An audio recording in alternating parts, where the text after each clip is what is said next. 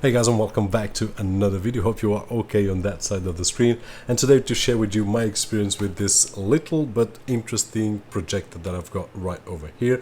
As we can see, it looks like R2-D2. Really awesome. This is the PixThink M1 Mini. I will leave a link down below so that you guys can check it out. But one thing that it's important to me is the image quality, and it has, as I will share in just a few moments. And if you ask me price to quality, I do believe that it's balanced, having in mind the image quality that it has. Now, it's all pros? No, probably not, and I will share all of them with you in just a few moments. Now, first of all, in the package we will get this really nice bag right over here that we can carry the projector, and if we want to go to a picnic and we don't want to take the projector by any reason, we can take a 6-pack right over here. Now, it also comes with all the necessary accessories that we need to use the projector, and it also comes with a widescreen projector. Now, the widescreen projector will always be preferable than any wall, and my walls right over here are this light gray, so not bad at all. But if you have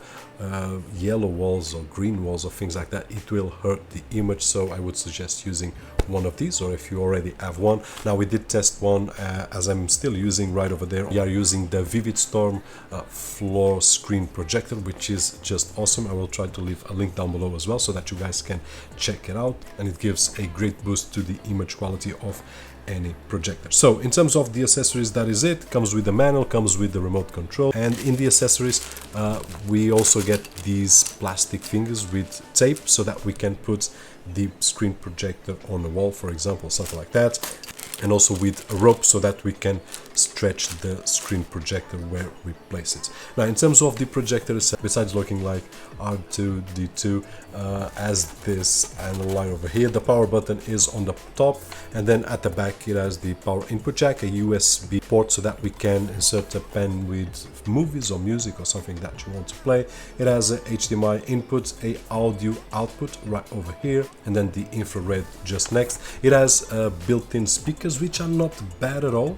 E nesse vídeo nós vemos aqui uma solução para resolver a forma como nós utilizamos o comando, por sua vez, a forma como temos uma experiência melhor com a nossa caixa Android TV. At the bottom, a 1/4-inch screw that we can use with a tripod plate like I'm using right now, and put it on a tripod, or if we want to hang it on the ceiling, we also can. But with this shape, although it's possible, probably on the ceiling I would prefer a more flat design like the classical projectors that we have and I also use here at home. So in terms of the aspect, it's really nice, looks awesome, and I do believe that, in my opinion, it would look really good on a small desk, on a cinema setup, with the image to a screen projector, looking really nice. Now, the remote control, it's familiar to us. This is the same remote control that we use on the Minix Android TV boxes, so really nice. The difference is only that this one is white.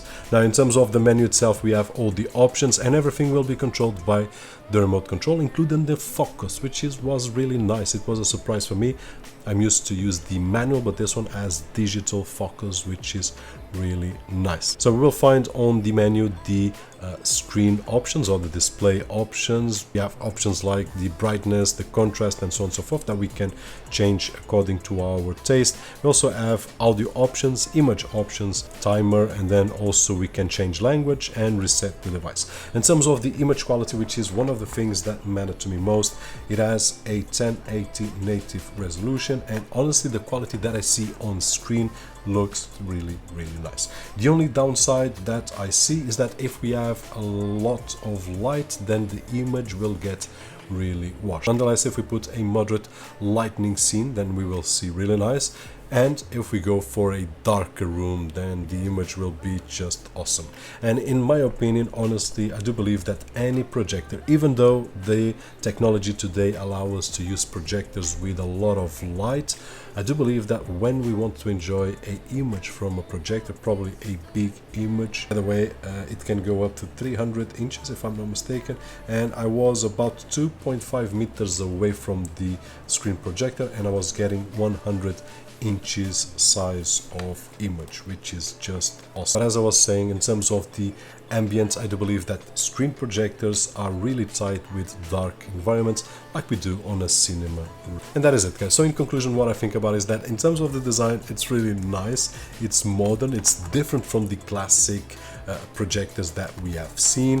I have no issues at all in recommending this if you enjoy the design. Image quality, really nice, 1080 for the price that it costs, it's great. Just have in mind your lighting conditions, so that if you have a lot of light, probably you will need a laser projector and not a lamp projector. Hope that the video was helpful in some way, and if it was, don't forget the usual thumbs up right over there, which is really appreciated on this side of the screen. My name is Roberto, and as always, I'll see you guys on the next one.